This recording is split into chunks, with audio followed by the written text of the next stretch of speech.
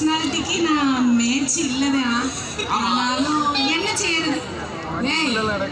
முகரைகளுக்கெல்லாம் உனக்கு கல்யாணம்னு ஒண்ணு தேவையாடா?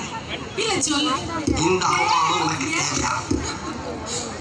பேரைகள் இல்ல, நீங்க படிக்கல என்றாலும் ஒரு கக்கன் காமராசர் மாதிரி